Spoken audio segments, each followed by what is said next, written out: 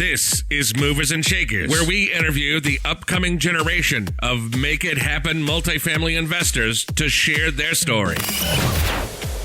Welcome to the Movers and Shakers podcast. My name is Gino Barbaro, co-founder of Jake Gino, multifamily investor, educator, father, mentor, and I'm joined by my co-host, my brosif, Josh Rusin. Josh, how you doing today? Gino, doing well, man. Making it happen at the highest level here. Very excited about what we got going on and some of the things in the future. Very excited. Actually, 2 weeks from now, we got a coaches retreat where we're bringing in the whole Jake and Gino team. We're going to do some masterminding, some culture building, and just making sure we're serving students at the highest level. Gino, what are you excited about? A lot of things, Josh. I'm excited about the Jake and Gino community. We keep growing. We keep adding amazing students. As you know, one of the guests we have on today, he's been on Jake and Gino platform for a couple of years. Our students are continuing to close deals, even in this tough market, right? Because if you're buying right, there's still deals out there. You still have to work for those deals, but there's still deals out there. And just to continue doing these podcasts and just sharing our message with the listeners, that's what I'm really excited about. You know, I like that. Speaking of students closing deals, I want to give a couple shout outs here. Isaac Chang with a huge cash out refi with proceeds of $750K after the deal. Braden Gasper also closed, was it a 60-something unit deal, Gino? 64. 64. And Mom and pop, Josh. Mom and pop deal, and it was off market, but he worked for it and he closed it. He got a great number for it. He went through the whole process with the due diligence. He knew how to underwrite the deal. He has the value add. So there's a lot of components to taking down a deal like that. And it's a long game, and he really worked his butt off, and he did a great job. Yeah, and then a big shout out to my boy, Nick Amaluxon. So this is his third deal closed in just over a year with the community. He's got another one closing in December. Gino, do you remember how many units the deal he just closed was? I know one of them he did in the 60 units also. So around there, he's got a couple hundred units also, right? Yeah, he'll be at 200 units in the Austin area after this next deal. And then I know he's also got one in Atlanta with some community members as well. And Josh, these are all deals that students are closing by themselves. We also have students like Kent Ritter, who's GPing on a 250 unit deal that he closed 3 weeks ago. So there's so many different ways to get into multifamily. You can help syndicate, raise money for a deal. You can syndicate a deal yourself. You can buy deals by yourself with partnering. So there's so many different ways to get into this business. You know, Josh always likes to say, you don't know what you don't know. It's time to find out what you don't know and use that knowledge to your advantage. Love it. And speaking of closers, we also have a closer on today's podcast with us. So Lee actually closed on a deal October 18th, but a little bit more about Lee Fjord. So he's been a real estate professional and property manager, an agent for over 7 years. Now, 2.5 years ago, he moved from Florida to St. Louis to really accelerate his real estate investing career. After taking down some duplexes, single-family homes, and quads, he decided it was time to scale up. His most recent acquisition was a 38-unit apartment building on actually October 18th, so right before our live event. Welcome to the show, Lee. Hi, guys. Thanks, Josh. Thanks, Gino. I really, really appreciate the opportunity for you guys to have me on the show. Yeah. So Lee, I want to go and retrace some of your journey. So let's take me back 8 years ago. What made you decide to get into property management, a real estate agent? Which one came first? Why do both? Unpack all of that for me. So real estate is in my blood. I grew up with parents having rental properties. We sat around the dining room table talking about whether or not the rent got paid, whether or not a painter painted the interior of my house Pepto-Bismol pink or not. You know, all of the ins and outs of owning rentals. We would have those discussions. We would go work on the properties on the weekends and do turnovers and clean them out. And I started learning when I was probably around 9 or 10 years old about real estate investing. Went to college, got a degree in finance. Skipped around a few jobs, and then an opportunity was given to me to be able to take over a small leasing department of a real estate brokerage in Destin, Florida. At the time, they had about 20 doors under management. I stepped in and over the course of about 4.5 years, grew that division from 20 doors to 220 doors while simultaneously selling a good amount of real estate at the same time. What do you like about real estate? You know, real estate it's a hard asset that I actually have control over. That's what I love love about real estate. I can touch it. I can feel it. I can see it. I know where it is. I know, how much I paid for it and why. The stock market is wonderful for people who don't have the time or know, the ins and the outs of real estate, but all it takes is learning to know the difference. What do you hate about real estate? It's very easy to get bogged down in the little things and end up deciding that you're going to be the guy that goes out and does all the things that are needed at the property. Like I grew up learning how to do plumbing, learning how to paint, learning how to install kitchen cabinets. All of those things I learned how to do, and realizing now that you don't have to be the person that does that in order to be successful. In fact, you can be even more successful, probably 10 times more so, if you let the pros actually do what they do best. So I grew up in the restaurant business, very similar to what you did. I grew up and I knew how to do everything. I was a really good cook. I could wash dishes. I could sweep the floor. And I had that mindset that you had. Unfortunately, I didn't stay in the real estate restaurant business. I rotated into real estate. So my mind shifted. For you, how has that been? Because I know when it's ingrained in you and you have your parents telling you, did you go collect the rent? Did you paint that? And that's not where the money is. I mean, it's really good, Lee, that you need to know those skill sets. You need to know that a contractor is not ripping you off. You need to know how to do certain things, because if you have to fill in, you can. You need to learn how to. But then what happens is the I'm a mentality, an entrepreneur can't let that go. And I know Josh knows that, because sometimes I want to take away a task from him and he's holding on, because when we first started, it was just me and Josh creating this beast. And now that we're getting a lot bigger, we have to focus on the tasks that generate the most revenue and achieve the most value. So for a real estate investor, unfortunately, it's not changing a toilet out. That's a $60 an hour job. You buying a 30-unit complex, you've created an acquisition fee, you've created equity. Which one is worth more? You underwriting deals, which one is worth more? You speaking to an investor that has $150,000, investment that can invest with you, what's worth more? How did you get out of that mindset that said, Dad, you know what, we're doing it wrong, I need to do it this way? Honestly, I am every day fighting that challenge of wanting to go over there and swing hammers and spend my nights and weekends. And quite honestly, I've still been doing a decent amount of work over at my 38 unit, having closed only 4 weeks ago. But literally 2 nights ago, I was at the property until about 11 o'clock p.m. with all my tools. And I went to go push a cabinet into place and realized that there wasn't a drain line in the wall. When the guys demoed out the cabinets, they pulled the drain line with it. So I just stopped and said, you know what? I'm not going to be doing this anymore. I need to go find a deal. I need to be the guy that's running the show, not the guy swinging the hammer. So yeah, I packed up all my tools and told my property manager and the contractors that I'm going to be in charge of picking out the materials and project managing the big projects around the property. But I am better. My time is better used in order to source deals. And just in the last 48 hours since I packed up my tools and walked out of there at 11 o'clock p.m. on a Monday, I have already identified a 22-unit building that I toured, spoke to the broker.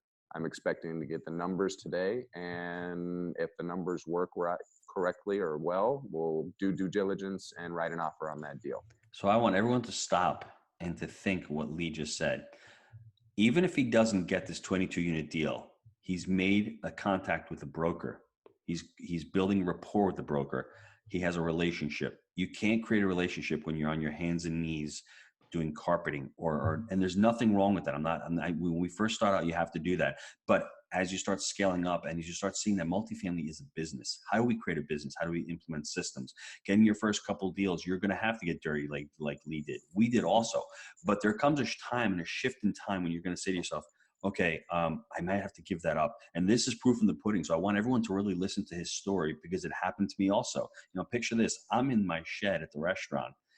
I remember this succinctly. It's July of 2015. I'm putting away the containers to go. I'm doing $12 an hour work. I've got my cell phone like this, and I'm talking to Jake, and I'm negotiating an $11 million no money down deal.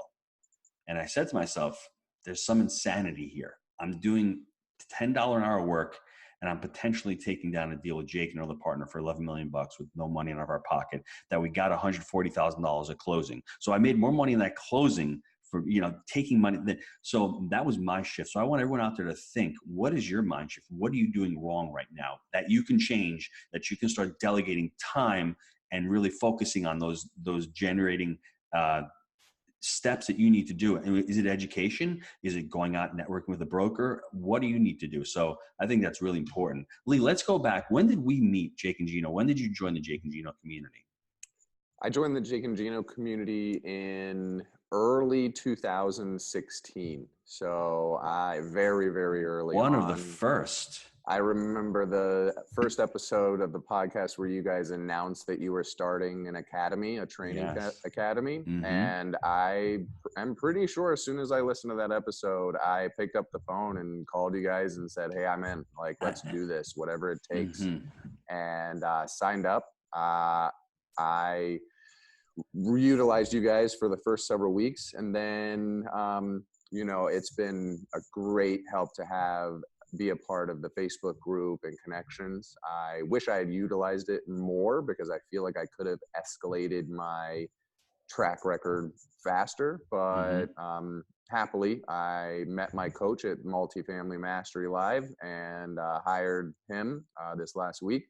Chris Jackson, he is a killer. Super excited about that. And we're going to take my investing career to the next level. So what would you tell people who are trying to get into multifamily? What would be a couple of steps or a couple of tips for you to tell them to get into it? Whenever I meet young investors who haven't gotten started yet, I suggest they look within. Look at yourself in the mirror. What skills do you have? What do you have that you can bring to the table to bring value to a deal? Whether it's money or knowledge about construction or property management or, any number of different tasks, marketing, anything that you can raising really bring capital. Raising capital is absolutely the linchpin to the entry into the next level of real estate. And then the next thing I would say is if you haven't done a deal yet, if you haven't done even a single family house, go and do it. It will start the snowball running down the hill or up the hill. Actually, for me, it was more like up the hill. So, go pick one up, go through the process of closing, go through the process of preparing a property for lease, go through the process of marketing a property for lease, know what it takes in order to qualify a tenant by doing it all yourself if you have to.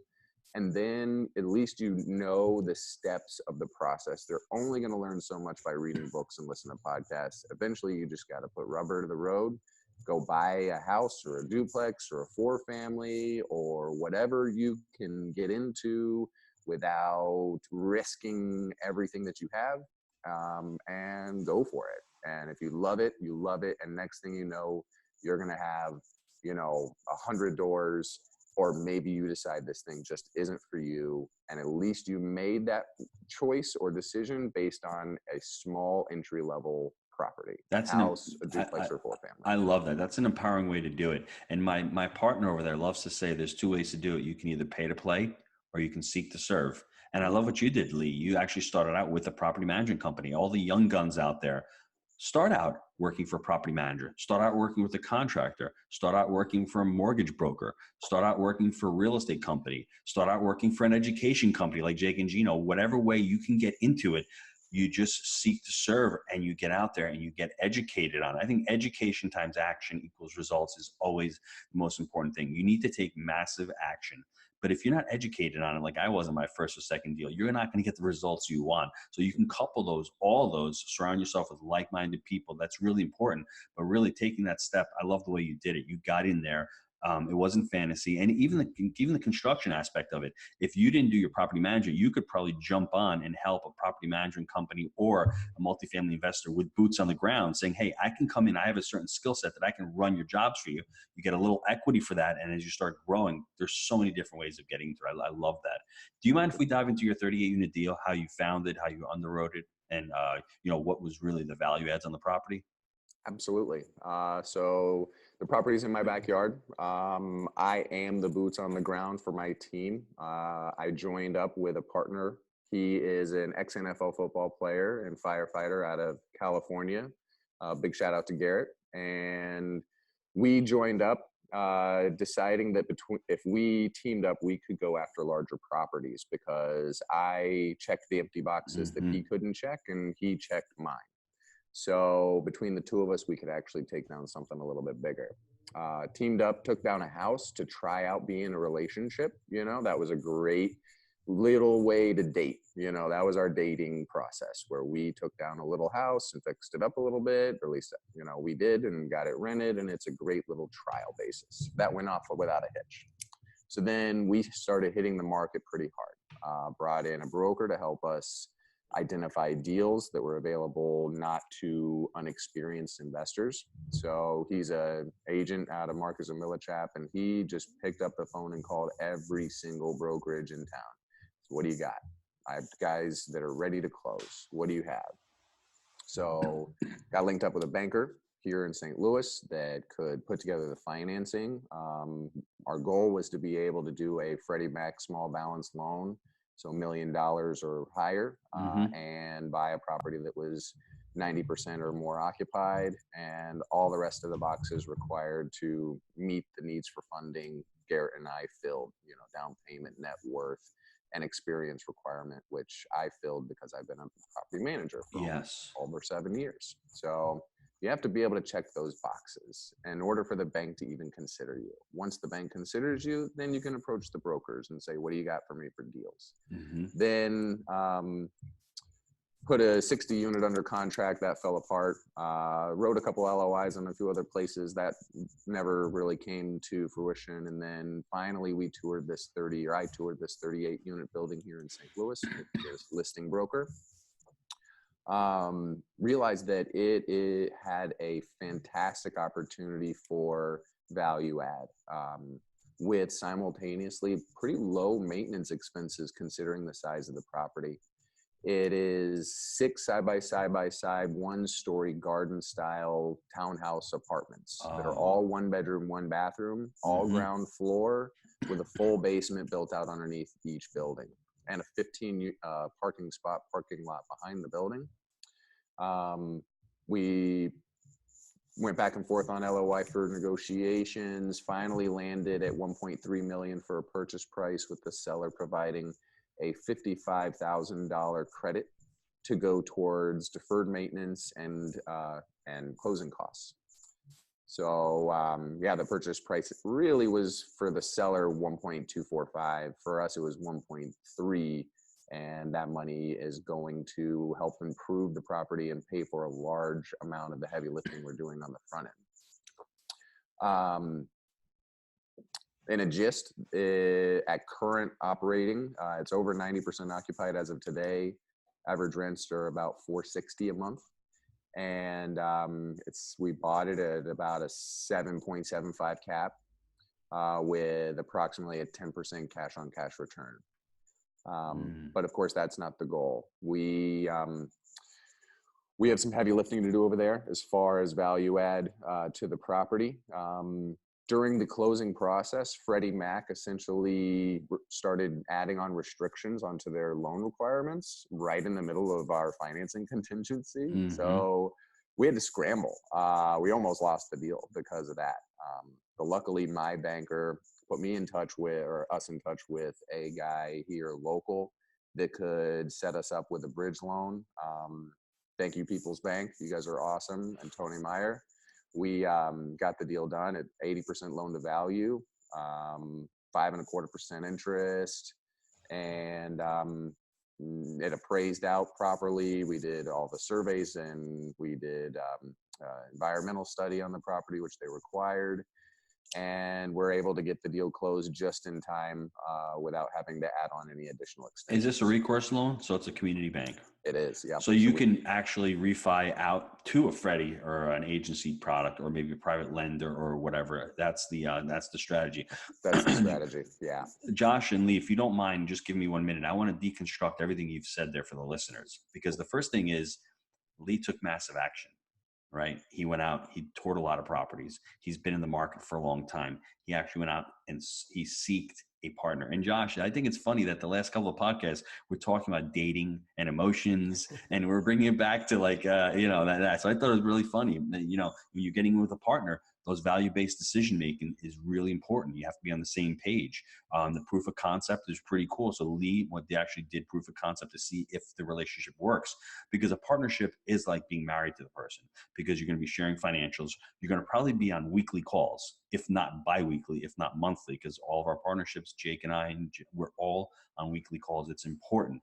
Finding out the value, having the strategy in place, talking about making it happen where Freddie almost kills the deal and you continue getting those seller credits, being educated on knowing what money to take back, and knowing that there's a lot of work down the road. There's a lot of planning in place. So I congratulate you for that. That's a lot of work in place, but it didn't happen overnight, right? You're not an overnight success. You've been putting in the work for the last couple of years, correct?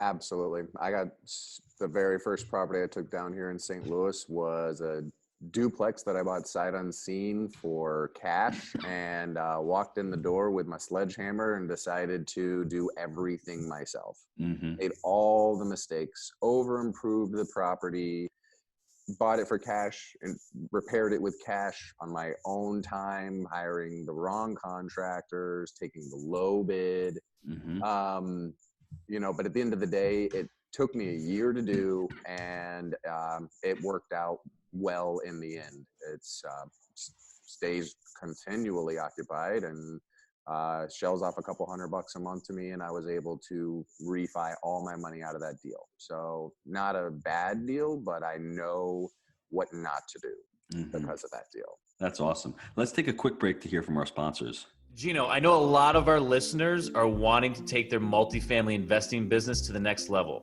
I know that you've been hard at work helping Jake and Gino students do just that using our framework. Can you explain to the listeners how they can get our help? Guys, we've been hard at work growing our community of like-minded investors, and the results of our members has been nothing short of incredible. We're looking to grow this amazing group. What we're looking for is those who want to follow our proprietary framework that we've created. Buy right, manage right, and finance right. Leverage our connections, education, and mentorship as ways to take your business to the next level. So if you're interested in finding out more about how you can become a part of our amazing community, apply to work with us at jakeandgino.com/apply.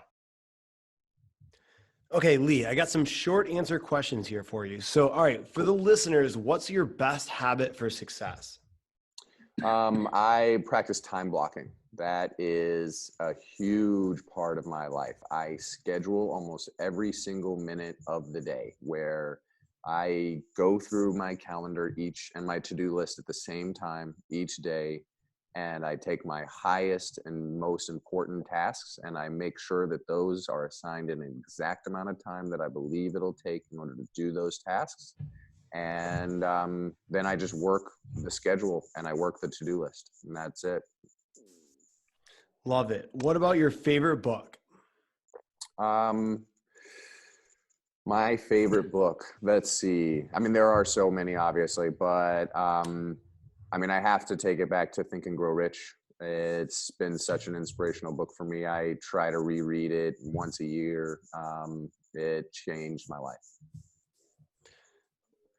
All right, so I got to sum up some of the big nuggets and takeaways from this episode. We've absolutely killed it. So the first one is the value of your time. And guys, this is one I personally struggled with. I know growing up very middle class, I was taught, why would I hire something out when I could do it myself? But then when I realized my time is worth more per money or more dollars per hour, and I could sub that out and actually free up more time net positive on the end, that was super huge.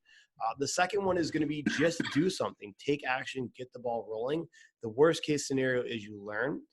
And then Gino even touched on, you can either learn two ways, the school of hard knocks and the school of applied knowledge. One, you can try to figure it out and stumble along the way, or you can try to find someone who has the results you want, learn what they've done, and avoid some of that learning curve. Another big one is synergies and partners. So Lee, I mean, you actually crush it. So you brought the experience, your partner brought the balance sheet, you're the boots on the ground and the one making it happen out there, and you complemented each other. And another thing is you started small with a house. You tried out the partnership, made sure things worked, and then you scaled it up once you got that proof of concept. Gino, I know you're going to have a ton more to add to it. What else was a big takeaway for you on this one? Well, I just want to ask Lee a couple more questions and make one more observation that we didn't talk about. Lee moved from Florida to St. Louis to make it happen. I mean, that's a huge, amazing thing. So if you want to get into it and be boots on the ground and you're living somewhere where you can't have real estate and you're afraid to, invest out of your market, do what Lee did, do what I did. I moved from New York to Jacksonville area to actually invest in the market. And everyone's going to say, I can't do that. I've got 6 children. I did it because I had a strong enough why.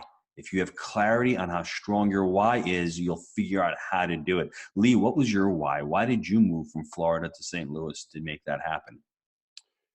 Financial freedom, to be able to have control of my own time. Within 3 years, I intend to solely focus on my real estate investing. And that's my why. I want to be able to travel the world with my family, my future family, and not have to be beholden to someone else.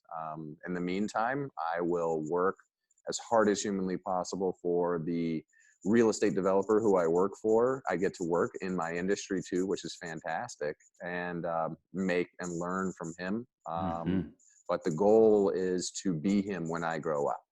As opposed to still be an employee. And what I love about that, Lee, is you have goals that are actually achievable and they're not crazy. 3 years is a long time, but it really isn't a long time. People want to get this done within 12 months. You've already laid the groundwork. You've already been working on for a couple of years. So you sound as if you've got the 5-year plan, which is what I had. It's basically 5 years. If you start today, 5 years from now, if you take all these steps, you start learning, you start educating, you start taking on a mentor, you start getting into the business, you start taking down deals, you start networking, you start raising capital, within 5 years, anything's achievable. So I love the plan that you've set out. And you're not focusing on just the goal of being financially free. You're actually doing the steps that you need to do. You're actually identifying, as James Clear says in his book, Atomic Habits, as a multifamily investor. You're doing deals. You're part of a community. You're actually underwriting these deals. You're doing the work. So that's really important. I think, Josh, the only other thing that I'd add on is really when everyone thinks about leverage, they only think about leveraging money. And anyone who's successful out there leverages people's time with employees. So if you're leveraging a contractor's time, if you're leveraging a broker's time, if you're leveraging an employee's time, you're getting 3 things done when you can only do one of them at a time. So that's so powerful. So using leverage for money and for time is something I think entrepreneurs can figure it out. And getting rid of that I'm a mentality is so hard to do because we've been I'm a mentality. And that's how our parents' generation was. It was okay. They could have made money back then doing that. It was a different economy. Now you cannot sustain a good life by just working, trading time for dollars. I think that's really important. There's so many nuggets, Josh, in this one. I mean, Gino, I got to add to that. You unpack something very heavy there. I call it leveraging OPE, other people's everything. Now in school, when you copy the right answers, they call it cheating. In business, I call it smart, right? Instead of research and development, I call it rip off and duplicate.